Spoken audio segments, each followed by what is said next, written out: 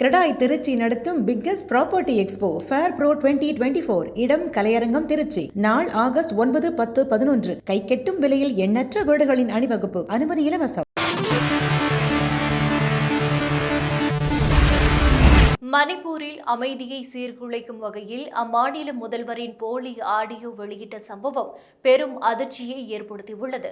மணிப்பூர் மாநிலத்தில் ஓராண்டுக்கும் மேலாக குக்கி மெய்தி சமூகங்களுக்கு இடையே ஏற்பட்ட பிரச்சினை காரணமாக வன்முறை மூண்டு பின்னர் இனக்கலவரமாக மாறி மாநிலம் முழுவதும் பரவிய வன்முறையால் 100க்கும் மேற்பட்டோர் உயிரிழந்தனர். 1000த்திற்கும் மேற்பட்டோர் வீடுகளை இழந்து நிவாரண முகாம்களில் தங்க வைக்கப்பட்டுள்ளனர். இந்நிலையில் இனக்கலவரத்தால் பாதிக்கப்பட்ட மணிப்பூரின் அமைதியை சீர்குலைக்கும் முயற்சியில் சிலர் அம்மாநில முதல்வர் பிரேன் சிங்கின் குரல் என்று பொய்யாக கூறி ஆடியோ ஒன்றை சமூக வலைதளங்களில் வெளியிட்டுள்ளதாக மணிப்பூர் அரசு தெரிவித்துள்ளது.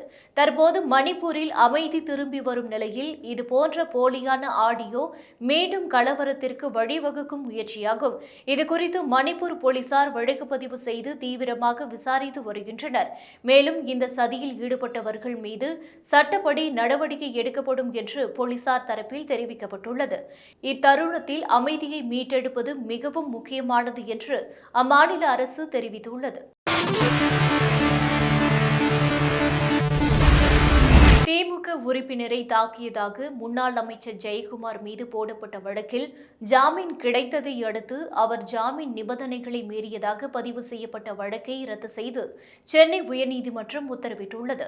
2022ஆம் ஆண்டு நடந்த உள்ளாட்சி தேர்தலில் சென்னை மாநகராட்சியில் திமுக உறுப்பினர் நரேஷ்குமார் என்பவர் கள்ள ஓட்டு போட முயன்றதாக குற்றம் சாட்டி அவரை தாக்கி அரை நிர்வாணமாக்கியதாக தண்டையார்பேட்டை காவல் நிலையத்தில் முன்னாள் அமைச்சர் ஜெயக்குமார் மீது வழக்கு பதிவு செய்யப்பட்டது.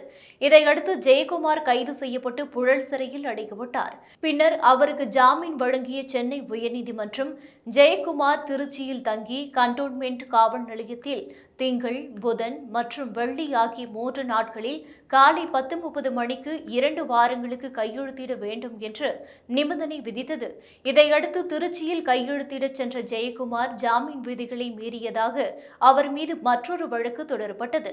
இந்த வழக்கை ரத்து செய்ய கோரி ஜெயக்குமார் தரப்பில் உயர்நீதிமன்றத்தில் வழக்கு தொடரப்பட்டது. இந்த வழக்கு நீதிபதி ஜி. ஜெயச்சந்திரன் முன்பு விசாரணைக்கு வந்தது. அப்போது காவல்துறை தரப்பில் நீதிமன்றம் விதித்த ஜாமீன் நிபந்தனைகளை ஜெயக்குமார் சரியாக கடைபிடிக்கவில்லை.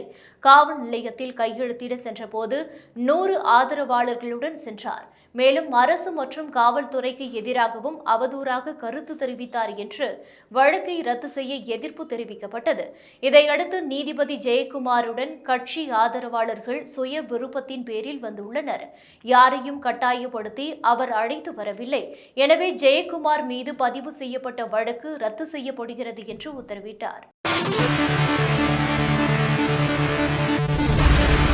ராஜஸ்தான் மாநிலத்தில் முதல்வர் பஜன்லால் சர்மா தலைமையிலான பாஜக ஆட்சி நடைபெற்று வருகிறது. இந்நிலையில் பஜன்லால் சர்மா அமைச்சரவையில் அமைச்சர் ஒருவருக்கு சட்டப்பூர்வ பதவி அளிக்கப்பட்ட விவகாரத்தை அம்மாநில சட்டப்பேரவையில் சில தினங்களுக்கு முன் காங்கிரஸ் கட்சி எழுப்ப முயன்றது. அப்போது அவையில் காங்கிரஸ் எம்எல்ஏ முகேஷ் பாகர் நடந்து கொண்ட விதத்தை கண்டித்த சபாநாயகர் அவரை அவையில் இருந்து வெளியேறுமாறு கூறியுள்ளார்.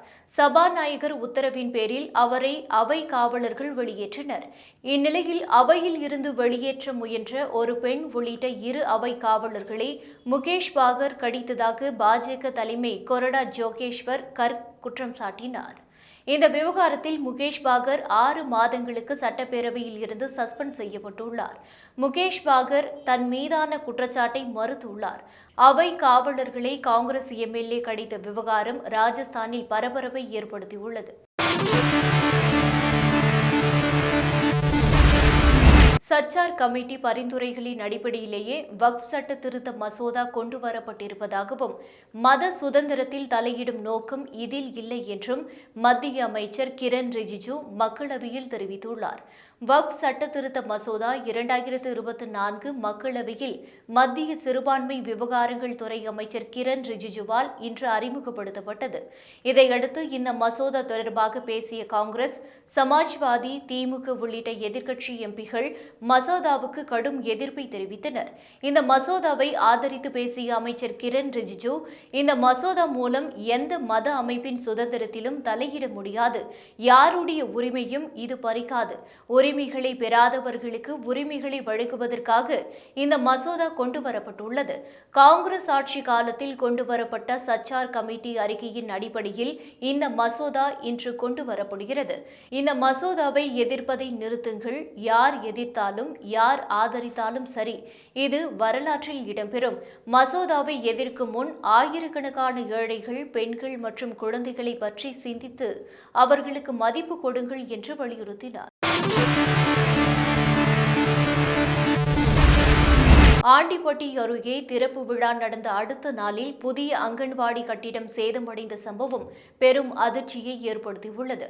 தேனி மாவட்டம் ஆண்டிப்பட்டி தாலுகா கோம்பைத்தொழு கிராமத்தில் அங்கன்வாடி செயல்பட்டு வருகிறது. 1984 முதல் செயல்படும் இந்த அங்கன்வாடியில் 20க்கும் மேற்பட்ட குழந்தைகள் படித்து வருகின்றனர். கடந்த 25 ஆண்டுகளாக பயன்பாட்டில் இருந்த பழைய அங்கன்வாடி கட்டிடம் கடந்த ஆண்டு இடிக்கப்பட்டு புதிய கட்டிடம் கட்டுவதற்கு 12.21 லட்சம் ரூபாய் நிதி ஒதுக்கீடு செய்யப்பட்டது. இதனைத் தொடர்ந்து பழைய அங்கன்வாடி கட்டிடம் முற்றிலுமாக இடிக்கப்பட்டு அந்த இடத்தில் புதிய அங்கன்வாடி கட்டும் பணி கடந்த 1 ஆண்டாக நடைபெற்று வந்தது. கட்டுமான பணிகள் முடிந்த நிலையில் புதிய அங்கன்வாடி கட்டிடம் திறக்கப்பட்டது. பின்னர் உள்ளே சென்று பார்த்த பொதுமக்களுக்கு அதிர்ச்சி காத்திருந்தது. புதிதாக கட்டப்பட்ட அங்கன்வாடியின் கதவுகள் பெயர்ந்தும் பல இடங்களில் சுவர்கள் விரிசல் விட்டும் ஜன்னல்கள் உடைந்தும் காணப்பட்டது. இதனால் அதிர்ச்சி அடைந்த பெற்றோர்கள் தங்கள் குழந்தைகளை புதிய அங்கன்வாடிக்கு அனுப்ப போவதில்லை என்று கூறிவிட்டு சென்றனர்.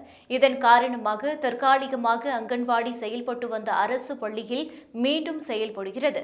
புதிதாக கட்டப்பட்ட அங்கன்வாடி கட்டிடம் பூட்டு போட்டு அடைக்கப்பட்டது. குழந்தைகளுக்கு பாதுகாப்பின்றி தரம் இல்லாத கட்டுமானத்தால் கட்டப்பட்ட அங்கன்வாடி கட்டிடத்தை புதுப்பிக்கும் வரையில் புதிய அங்கன்வாடி கட்டிடத்திற்குள் தங்கள் குழந்தைகளை அனுப்ப போவதில்லை என்று பெற்றோர்கள் கூறினர். மேலும் சேதமடைந்த அங்கன்வாடி கட்டிடத்தை சீரமைக்கவும், தரம் இல்லாமல் கட்டிய ஒப்பந்தக்காரர்கள் மீது நடவடிக்கை எடுக்கவும் தமிழக அரசு உரிய நடவடிக்கை எடுக்க வேண்டும் என்று பொதுமக்கள் கோரிக்கை விடுத்தனர். சிறுமி தனது துணிச்சலால் தனது தந்தை மீது தாக்குதல் நடத்திய கும்பலிடமிருந்து காப்பாற்றியுள்ளார். சத்தீஸ்கர் மாநிலம் பர்தார் மாவட்டத்தில் உள்ள ஒரு கிராமத்தைச் சேர்ந்த ஒரு நபரை முன்விரோதம் காரணமாக கொலை செய்வதற்காக 8 பேர் கொண்ட கும்பல் ஆயுதங்களுடன் அவரது வீட்டுக்குள் புகுந்து சரமாரியாக தாக்கியுள்ளனர். அந்த நபரின் சத்தம் கேட்டு அவரின் 17 வயது மகள் ஓடி வந்து பார்த்தபோது தந்தையை சுற்றி வளைத்து தாக்கிய அந்த கும்பலை கண்டு அதிர்ச்சியடைந்துள்ளார். 8 பேர் கொண்ட கும்பலில் 2வரிடம் துப்பாக்கியும் இருந்துள்ளது. ஆனால் எதை பற்றியும் கவலைப்படாத அந்த சிறுமி தந்தையை தாக்கியவர்கள் மீது சீறி பாய்ந்து அவர்களிடம் கடுமையாக போராடி ஆயுதங்களை பிடுங்கியுள்ளார். இந்த தாக்குதலை சற்றும் எதிர்பாராத அந்த கும்பல் திகைத்து நின்று சுதாரிப்பதற்குள் அருகில் இருந்தவர்கள் ஓடி வந்து அந்த கும்பலை விரட்டி அடித்துள்ளனர். சரியான நேரத்தில் இடையில் புகுந்து ஆயுதங்களை பறிக்க சிறுமி எடுத்த அந்த முயற்சி அவரது தந்தை உயிர் பிழைப்பதற்கான வாய்ப்பாக அமைந்துவிட்டது. பின்னர் காயமடைந்த சிறுமியின் தந்தையை மீட்டு சிகிச்சைக்காக மருத்துவமனையில் அனுமதித்தார். தற்போது அவரது உடல்நிலை சீராக இருப்பதாக மருத்துவர்கள் தெரிவித்துள்ளனர். தந்தையை காப்பாற்ற தனது உயிரை துச்சமென மதித்து கும்பலிடம் போராடிய சிறுமியின் துணிச்சலை பல தரப்பினரும் பாராட்டி வருகின்றனர்.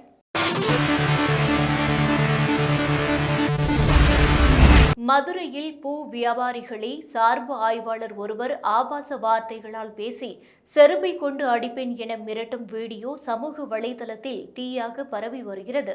திண்டுக்கல் மாவட்டம் நிலக்கோட்டை பகுதியைச் சேர்ந்த 50க்கும் மேற்பட்ட விவசாயிகள் தங்களுடைய பூக்களை நாள்தோறும் மதுரை மாட்டுத்தாவணி பூச்சந்தையில் விற்பனை செய்வது வழக்கம்.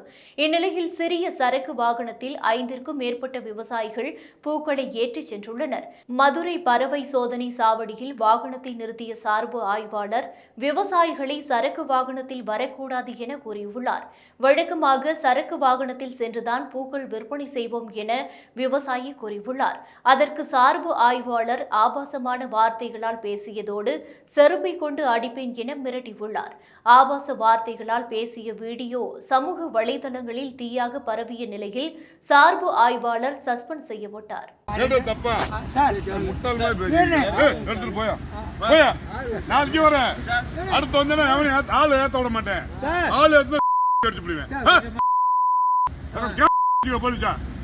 ஆள் அவனை ஏறக்கூடாது, வண்டிக்கு ஆளு ஏறக்கூடாது. லோடு வண்டி மிஸ்டர்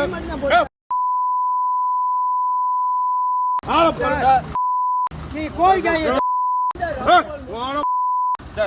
நான் வந்து இடம் கேட்டு வண்டி எடுத்து சார் ஓட்ட அவனா காசு கேட்டான்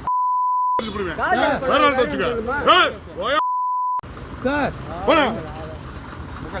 பாரு ஒட்ட ஏடா கேட்டேன் ஏடா கேட்டேன் நான் எங்க வந்து கத்திக்கிருக்கேன். சாமி எத்தனை வண்டி ஓடுறான்னு கேட்டேன். இறங்கி வந்தோடனே நம்ம நொட்டாரு நாளைக்கு ஆள் எடுத்துட்டு வந்து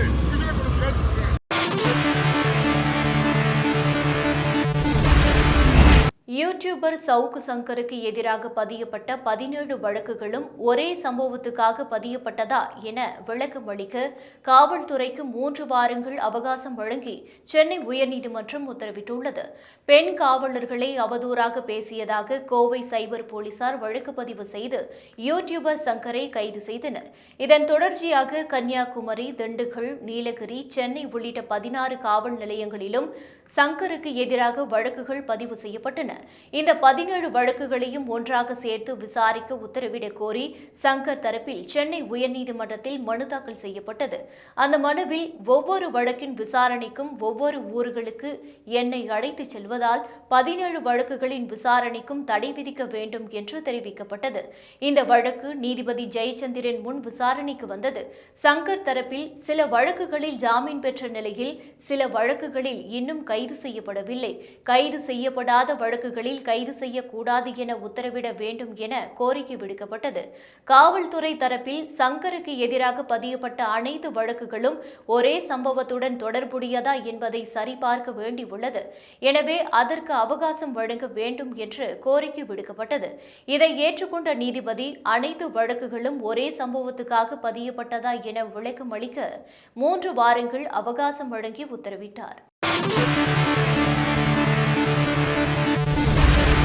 மதுரையில் இன்று தொடங்கி ஆகஸ்ட் 11ஆம் தேதி வரை 4 நாட்கள் மாமதுரை நிகழ்ச்சி நடைபெறுகிறது. இந்த நிகழ்ச்சியை சென்னையில் இருந்து காணொலி வாயிலாக முதல்வர் ஸ்டாலின் தொடங்கி வைத்தார். அப்போது பேசிய அவர், 2000 ஆண்டு வரலாறு கொண்டது மதுரை. பாண்டிய மன்னன் தலைநகராக ஆட்சி செய்த நகரம் மதுரை. மன்னரையே கண்ணகி கேள்வி கேட்ட இடம் மதுரை. தவறு செய்தவர் மன்னராகவே இருந்தாலும் கேள்வி கேட்ட மண் மதுரை. 1866ஆம் ஆண்டே நகராட்சியாக இருந்த மதுரை சென்னைக்கு அடுத்தபடியாக மாநகராட்சியாக அறிவிக்கப்பட்டது. மாபெரும் பன்னாட்டு விழாவாக சித்திரை திருவிழா நடக்கிறது. சிலப்பதிகாரத்தில் கூறப்பட்ட இந்திர விழாவை போல இந்த விழா நடைபெறும். திராவிட மாடல் ஆட்சி மதுரைக்கு 2 அமைச்சர்களை கொடுத்துள்ளது. எனது வாழ்வில் திருப்பு முனையை ஏற்படுத்திய திமுக இளைஞரணி மாநாடு நடந்ததும் மதுரைதான். பழமை மாறாமல் ஊரை பாதுகாப்பது அவசியம். அதே சமயம் நவீன வசதிகளை தர வேண்டும். பண்பாட்டு விழாவை அனைவரும் கொண்டாட வேண்டும். ஜாதி மத வேறுபாடின்றி அனைவரும் ஒன்றிணைந்து மாமதுரை விழாவை கொண்டாட வேண்டும்.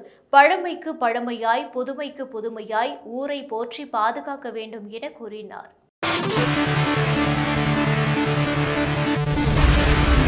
எந்த குற்றமும் செய்யாத நிலையில் அரசியல் பழிவாங்கும் நடவடிக்கையாக தனக்கு எதிராக அமலாக்கத்துறையினர் வழக்கு பதிவு செய்துள்ளதாக முன்னாள் அமைச்சர் செந்தில் பாலாஜி சென்னை முதன்மை அமர்வு நீதிமன்றத்தில் தெரிவித்தார். சட்டவிரோத பணப்பரிமாற்ற தடை சட்ட வழக்கில் முன்னாள் அமைச்சர் செந்தில் பாலாஜி கடந்த ஆண்டு ஜூன் மாதம் அமலாக்கத்துறையால் கைது செய்யப்பட்டார். மேலும் கடந்த ஆகஸ்ட் மாதம் குற்றப்பத்திரிகை நகல்கள் வழங்கப்பட்டன. வழக்கில் இருந்து விடுவிக்க கோரி செந்தில் பாலாஜி தரப்பில் தாக்கல் செய்யப்பட்ட மனுவை தள்ளுபடி செய்த நீதிமன்றம் குற்றச்சாட்டு பதிவுக்காக அவரை ஆஜர்படுத்த உத்தரவிட்டிருந்தது. குற்றச்சாட்டுகள் பதிவை தள்ளி வைக்க கோரி செந்தில் பாலாஜி தரப்பில் தாக்கல் செய்யப்பட்ட மனுக்களை தள்ளுபடி செய்த முதன்மை அமர்வு நீதிமன்றம் அவரை ஆஜர்படுத்த உத்தரவிட்டது. உடல்நலக் குறைவால் பாதிக்கப்பட்டிருந்த செந்தில் பாலாஜி குளுக்கோஸ் ஏற்றுவதற்காக போடப்பட்ட ஊசி பொருத்திய கையுடன் புழல் சிறையில் இருந்து அழைத்து வரப்பட்டு சென்னை முதன்மை அமர்வு நீதிமன்றத்தில் ஆஜர்படுத்தப்பட்டார். செந்தில் பாலாஜிக்கு எதிராக அமலாக்கத்துறை சாட்சிய குற்றச்சாட்டுகளை நீதிபதி அல்லி முதலில் ஆங்கிலத்திலும் பின் தமிழிலும் படித்து காட்டி குற்றச்சாட்டுகளை ஒப்புக்கொள்கிறீர்களா என கேள்வி எழுப்பினார். இதற்கு பதிலளித்த செந்தில் பாலாஜி தான் நிரபராதி எனவும் தனக்கு எதிரான இந்த வழக்கு புனையப்பட்ட வழக்கு எனவும் தெரிவித்தார். மேலும் அமலாக்கத்துறையின் குற்றச்சாட்டுகளை மறுப்பதாக குறிப்பிட்ட அவர் தன் மீதான குற்றச்சாட்டுகளுக்கு ஆதாரம் இல்லை என்றும் அரசியல் காழ்ப்புணர்ச்சி காரணமாக தொடரப்பட்ட பொய் வழக்கு என்றும் சாட்சிகளை குறுக்கு விசாரணை செய்ய விரும்புவதாகவும் தான் குற்றவாளி அல்ல, நான் எந்த குற்றத்திலும் ஈடுபடவில்லை என்றும் தெரிவித்தார். இதையடுத்து சாட்சிகள் விசாரணைக்காக வழக்கை ஆகஸ்ட் 16ஆம் தேதிக்கு தள்ளி வைத்த நீதிபதி செந்தில் பாலாஜியின் நீதிமன்ற காவலையும் நீட்டித்து உத்தரவிட்டார். இதன் மூலம் செந்தில் பாலாஜியின் நீதிமன்ற காவல் 54வது முறையாக நீட்டிக்கப்பட்டுள்ளது.